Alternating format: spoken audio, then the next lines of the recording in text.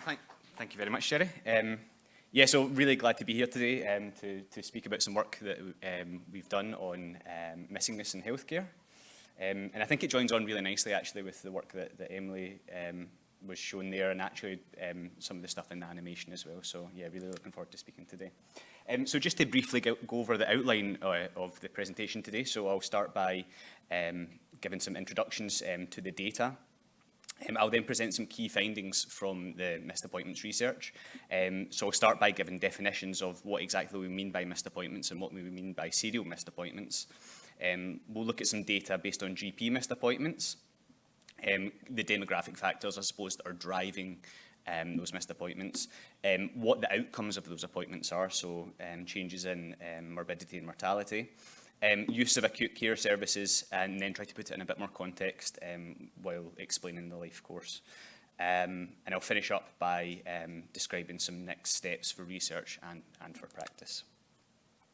So just to give you a bit of an idea of where the thinking behind this data came from about missed appointments. So Andrea, who was the one that got the funding to do this work, is a GP in the Hunter Street Homelessness Service and also works on the Alcohol and Drug Recovery Service. So through her work there and also through discussion with fellow GPs at the GPs at the Deep End meeting, which are GPs representing some of the most deprived communities in Scotland, she recognised that that people weren't attending often for healthcare appointments. They were serially missing healthcare appointments, and also that those missed appointments were associated with some really pretty significant adverse outcomes and some really important information about lack of use of other healthcare services. So the definition of inclusion health populations, which really kind of underlies a lot of this work, are people who are socially excluded, who typically experience multiple overlapping risk factors for poor health, such as poverty, violence, and complex trauma, experience stigma and discrimination, and are not consistently accounted for in electronic records, such as healthcare databases. So again, stuff that Emily has described before. These experiences for these groups frequently lead to barriers in access to healthcare and actually extremely poor health outcomes at the end of all that. So the conceptual framework for missed appointments generally are that missed appointments, we believe, are a health-harming behaviour, and are actually a proxy measure for poor health and social vulnerability, but also for some real unmet need. Missingness really is the repeated tendency to not take up offers of care such that it has a negative impact on the person and their life chances. Just to give some acknowledgements of people who were involved in this work before I go into the data. So David Ellis at the University of Bath, Alex McQueenie, who also works at the University of Glasgow, and Phil Wilson, who works at the University of Aberdeen, were really key for getting this work off the ground. I was the researcher on the project. We collaborated with Mike Fleming in public health on some of the education data that I'll present later.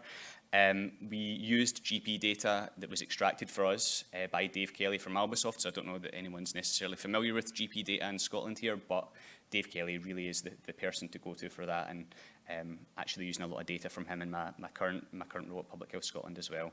I'd also like to acknowledge participating GP practices and colleagues at Scottish Government and EDRIS who were involved in getting that data for us. So the actual definition of serial missed appointments is the average of general practice face-to-face appointments over 3 years. So this was taken between 2013 and 2016, and we split it into 4 categories. The first category was people who never missed appointments on average per year, so that's people who had 0 missed appointments over those 3 years. Low missed appointments were people who had less than 1 on average per year, medium was 1 to 2, and high were people who had 2 or more. So this data is from 136 Scottish representative GP practices, comprising just over 500,000 patient records and over 9 million consultations. So these graphs on the right-hand side display the frequency of the number of missed appointments. So the y-axis is effectively a number of missed appointments, and the x-axis is a categorization of those things. The small graph in the top right is just an expanded version of the people who had missed 2 or more appointments. So to point out some proportions, so just over half, 54% of people had missed no appointments. 46% of people had missed one or more appointments, and just under 20%, so 19%, had missed more than 2 healthcare appointments. So certainly there's a significant proportion of people within our data who both miss appointments and who serially miss appointments. The first piece of work that we did was to really define which demographics most strongly predicted people's likelihood to miss appointments. So we found that the most socioeconomically deprived patients were the most likely to miss appointments. I won't necessarily speak too much about what the relative risk ratios mean here, but effectively these patients were over 2 times as likely to miss appointments as someone who was in the most affluent SIMD cohort, which is SIMD 10. Interestingly, we had a bit of a hypothesis that there might be some rurality factors that were driving missed appointments, but that didn't end up being the case. So most remotely located patients were actually the least likely to miss appointments. So they were about 1/3 as likely to miss appointments as people who were living in urban areas.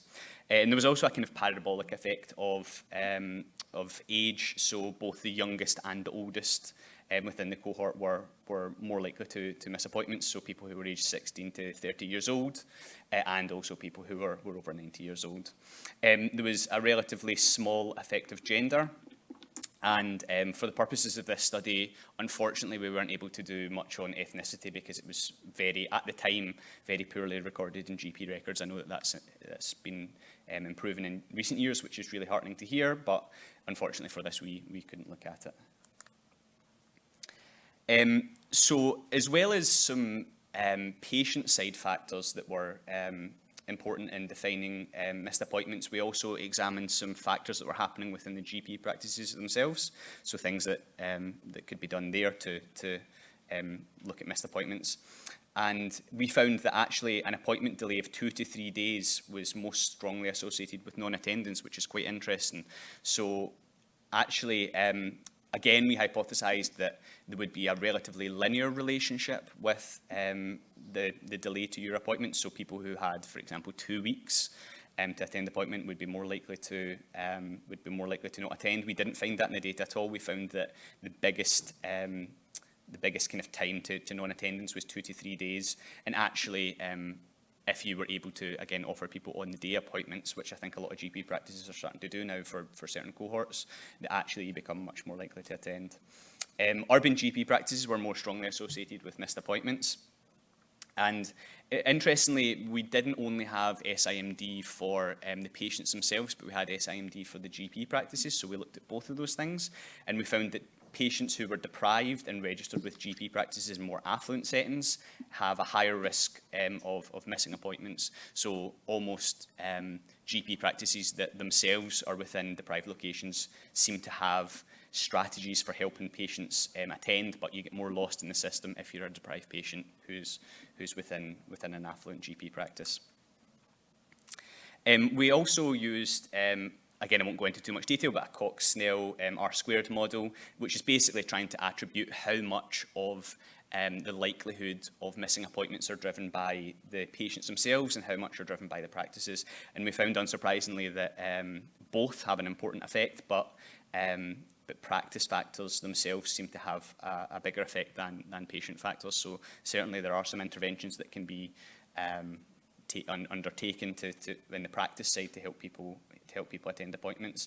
And one example here is a project in East London, which saw that the largest reduction in practice missed appointments was from reducing patient appointment delay and not patient nudges, so things like text reminders. And this is something that I'll speak about over the course of this presentation, is I guess the slight misunderstanding by a lot of people that the reasons for people missing appointments and serially missing appointments is just that they're forgetting about their appointments, which we found doesn't tend to be the case a lot of the time. There's other factors that are driving that too.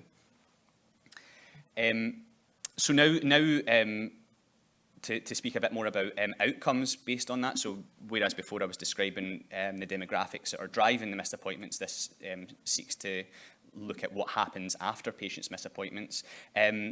we found that patients with more long-term conditions, again, have an increased risk of missing GP appointments, and patients who did miss appointments were at significantly increased risk of all-cause mortality, and that the risk of mortality actually increased with an increased number of missed appointments. And again, that's independent of the number of multimorbidities that the person has. There's some really shocking mortality findings that we discovered here. Probably the most significant one was that patients who had long-term mental health conditions, who were in the highest group, so that was missing on average 2 or more appointments per year, had 8 times the risk of all-cause mortality compared to those who missed no appointments. So I'd emphasise at this point, this isn't people who had long-term mental health conditions compared to people who didn't. This is people who had long-term mental health conditions who missed 2 or more appointments compared to people who had mental health conditions who didn't miss any appointments. So this is simply the act of missing or being in that high missing group caused a huge increase in all-cause mortality.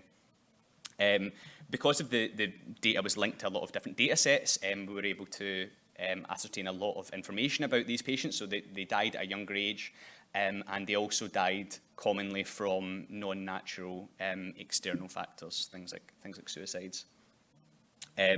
So we think that missed appointments or missing appointments repeatedly seems to be a powerful marker for a greatly increased risk of mortality, particularly among those specifically without physical long-term conditions after adjustment for other mortality risks. So again, it's not necessarily about only the accessibility to the system and how easy the system is to access, but specifically about what type of long-term conditions the patients have.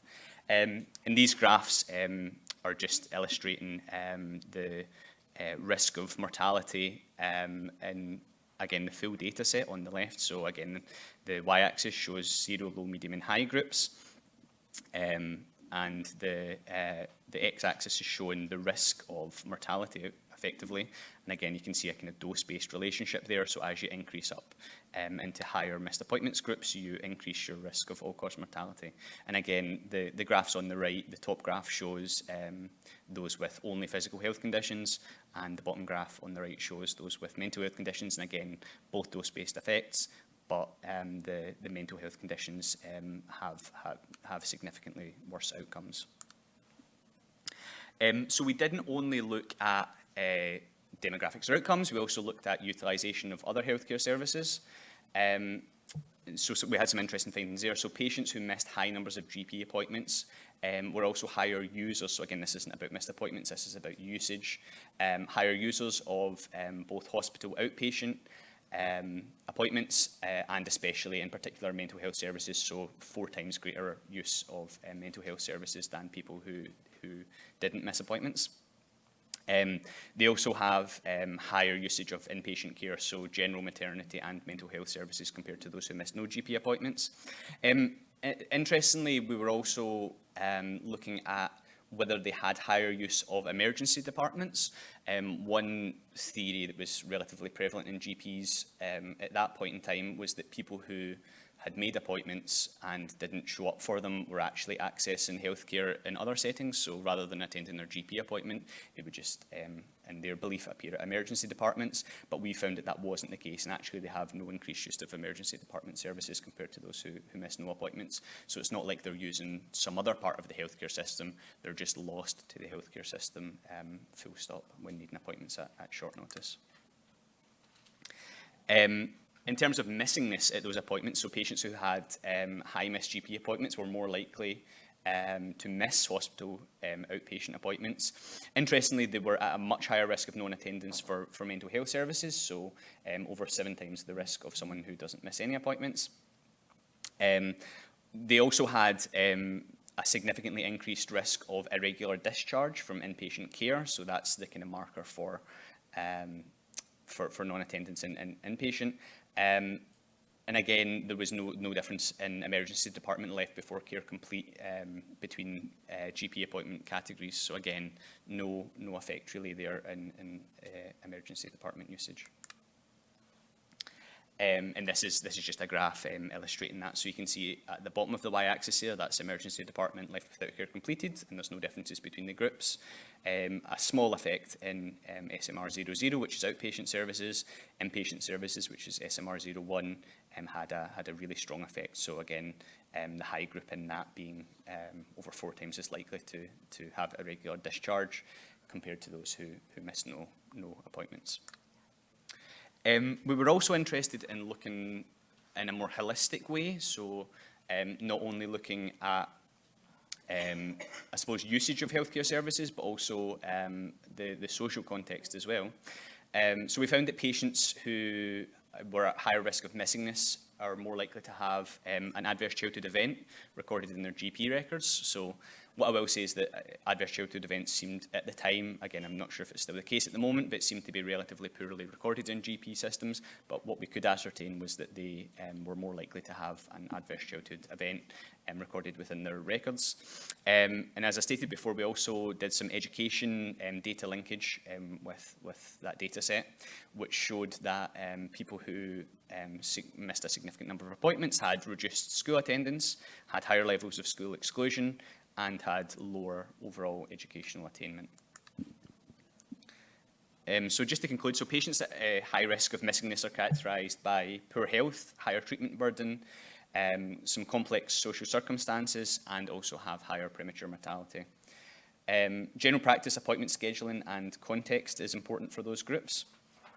It's also important to note that patterns of missingness persist across secondary care, so both attendance at outpatients and also regular discharge. And again, important to note that patients who are missing GP appointments are not simply seen at the emergency departments instead. Missingness is a strong risk marker for poor outcome in general, so we believe it needs urgent attention from health service planners and practitioners to help reduce inequalities in these groups.